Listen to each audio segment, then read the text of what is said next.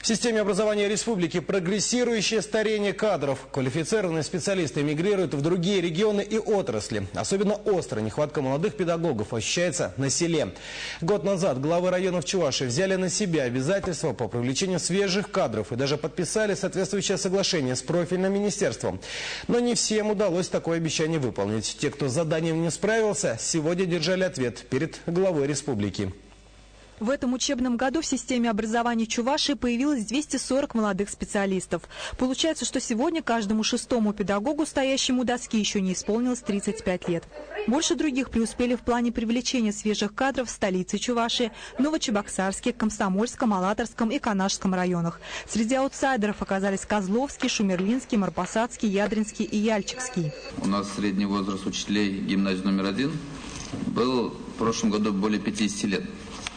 И директор школы за 60 лет. И это поколение, оно как бы более стойкое, а молодым тяжеловато вот вклиниваться. И как бы приезжая работать, год, два, три, не выдерживают, конкуренция уезжает.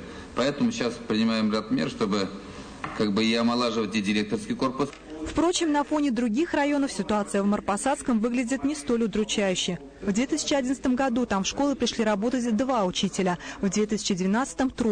В следующем году обещают привлечь еще 5. А вот в Козловском районе с молодыми педагогами и вовсе напряженка. За целый год в село приехал только 1. Для того, чтобы привлечь не одного учителя, а 10 хотя бы в район свой.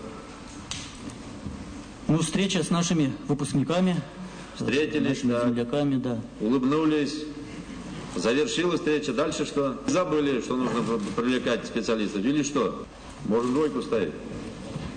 Соглашение подписанное, да, не исполнили.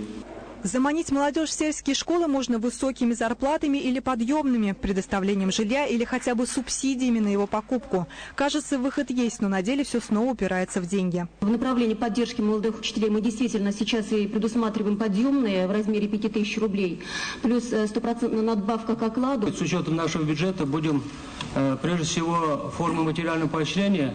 И я думаю, в 2013 году у нас результаты должны быть. Для нас, конечно, это очень актуально, мы эту критику принимаем. Глава Чувашии попросил провести совещание с директорами школ, чтобы предметно обсудить, как улучшить ситуацию в образовании. А вопрос зарплат обещал и в дальнейшем мониторить лично. Уровень жалования поднимать, никаких вопросов нет. Но разница не должно быть там несколько раз. Вот вы мне дайте, значит, среднемесячный уровень заработной платы директоров и учительского коллектива, среднюю. Какие коэффициенты? По всем общеобразовательным учреждениям, по всем муниципалитетам. Лично сам буду смотреть. Людмила Максимова, Павел Редков, Вести Чебоксары.